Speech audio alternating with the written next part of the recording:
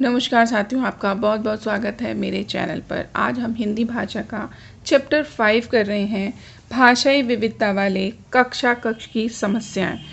तो आज हम जो समस्या है उस पर पूरे चैप्टर पर हम प्रश्न करेंगे। तो पहला प्रश्न है, बहुभाषिक कक्षा में शिक्षक में इतनी योग्यता आवश्यक हो कि वह सभी बच्चों की मातृभाषाओं की संरचना को जान सके।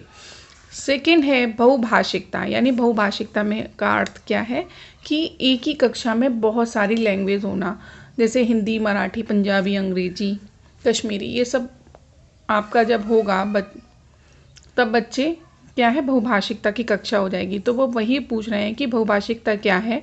बच्चे की अस्मिता का निर्माण करती है। बहुभाषिकता क्या करती है? अस्मिता का निर्माण करती है। फिर है थर्ड है, बहुसांस्कृतिक पृष्ठभूमि वाली कक्षा में भाषा शिक्षक को क्या करना चाहिए। तो यानी भाषा शिक्षक को क्या करना चाहिए? परस्पर बातचीत करने के अधिकाधिक अवसर देना चाहिए।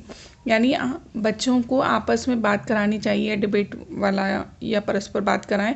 वो इससे क्या होगा कि बच्चे एक दूसरे का लैंग्वेज को सीख सकेंगे।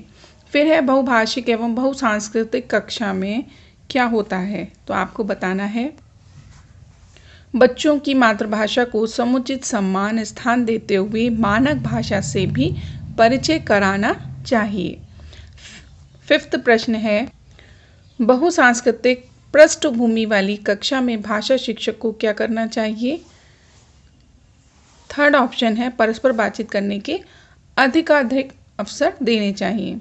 सिक्स प्रश्न कहता है, भाषा सीखने सिखाने की प्रक्रिया में डैश का आधार मुख्य है। तो किसका आधार मुख्य है आपको बताना है, समाज सांस्कृतिक परिवेश से, क्योंकि हम क्या करते हैं, भाषा अपने समाज से और अपनी संस्कृति से ही सीखते हैं। फिर प्रश्न है, सोहेल को पढ़ने में कठिनाई होती है लेकिन उसका अवबोधन पक्ष बेहतर है।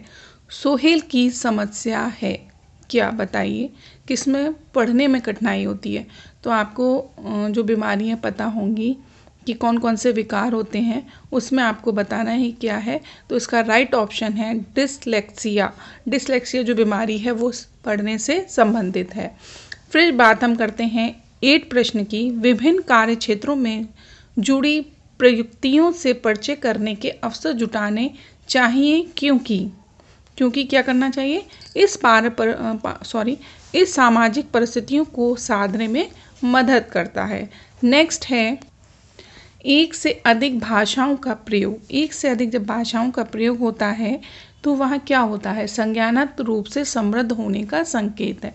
संज्ञानात्मक अगर एक से अधिक, यानी हम अगर कुछ भी काम नया सीखते हैं तो हमारा क्या होता है, कॉग्निटिव जो होता है उसका विकास होता है। तो इसीलिए उन्होंने कहा है कि एक से अधिक भाषाओं का प्रयोग संज्ञानात्मक रूप से समृद्ध होने का संकेत है। फिर आता है, बच्चों में भाषा सीखने की क्षमता जन्मजात होती है, बताएं। 10वें प्रश्न का जो सही आंसर होगा, बच्चों को समृद्ध भाषिक परिवेश उपलब्ध कराया जाए। यानी जितना आप बच्चों को भाषा से यानी बोलने का मौका देंगे, उतना ही उसका जो है लैंग्वेज जो होगी उतनी ही उजागर होगी। आप बताएंगे कि ये कथन किसका है। बच्चों में भाषा सीखने की क्षमता जन्मजात होती है। ये कई बार ऐसे भी आ जाता है कि आपको मनोवैज्ञानिक दे देंगे और आपसे पूछेंगे कि ये कथन किसका है। तो आपको यदि ना मालूम हो और मालूम हो तो आप कमेंट के माध्यम से बताइएगा।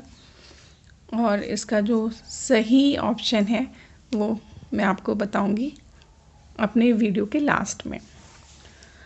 भाषा की पाठ्य पुस्तक में लोकगीतों को स्थान देना।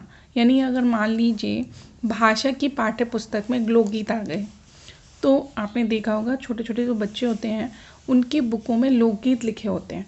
तो इसको स्थान देने का क्या मतलब है आपको बताना है। तो भारत की सांस्कृतिक विशेषताओं से परिचित होने में मदद करता है, ये इसका यही स्थान है।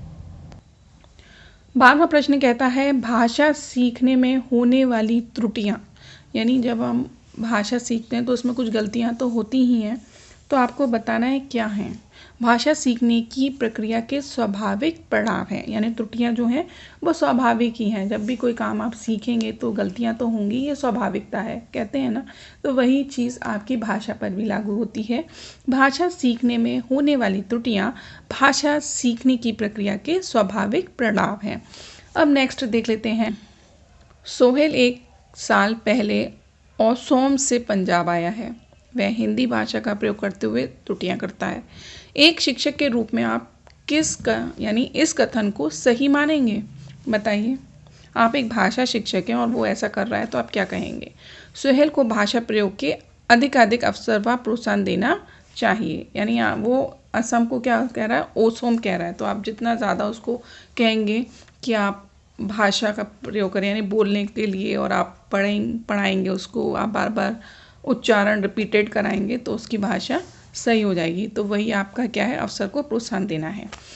फिर चौथा प्रश्न कहता है कक्षा में मौजूद बहुभाषिकता, यानी कक्षा में जो मौजूद है बहुभाषिकता कैसे मौजूद है कि डिफरेंट मतलब स्टेट से जब बच्चे आते हैं और वहाँ एक कक्षा में शामिल होते हैं तो वही हमारी क्या है? बहुभाषिक कक्षा है। इसके हम ऑप्शन देखते हैं। 4th ऑप्शन सही है इसका। भाषा शिक्षण में एक संसाधन के रूप में प्रयुक्त हो सकती है।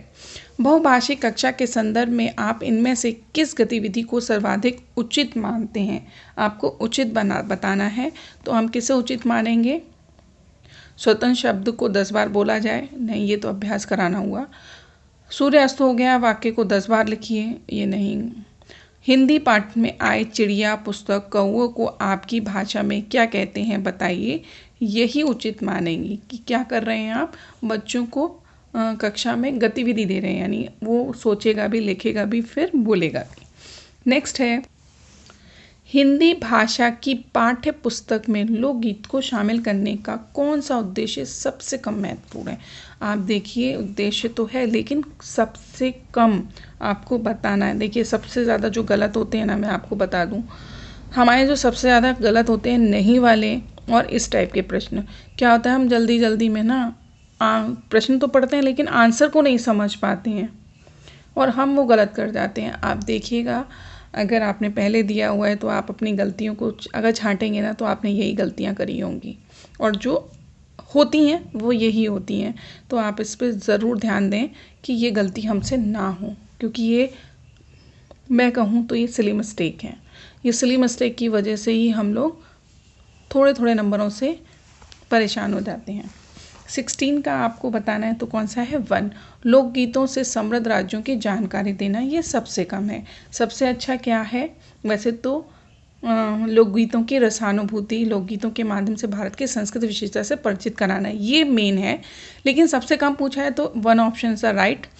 4th है लोकगीतों की भाषा विशेषताओं से परिचित होने का अवसर मुहैया कराना, ये ठीक है।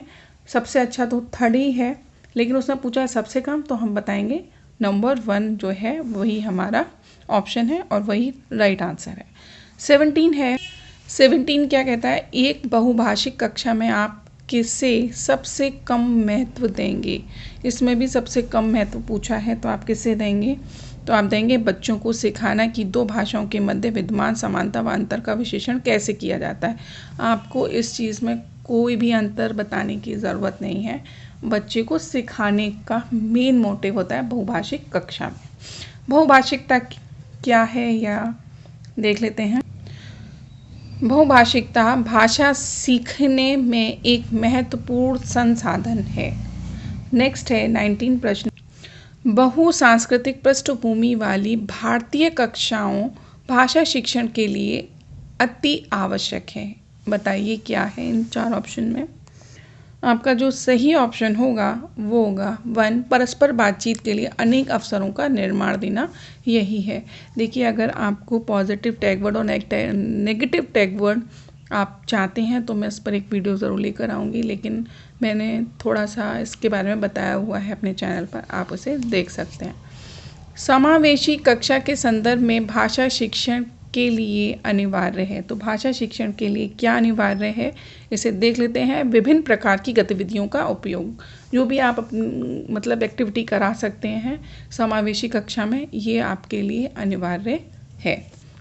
फिर आता है 21वां प्रश्न। प्राथमिक स्तर पर बहुसांस्कृतिक पृष्ठभूमि वाली कक्षा में बच्चे लक्ष्य भाषा के परिवेश से भाषा अर्जित करते हैं। तो इसका आपको बताना है क्या होगा।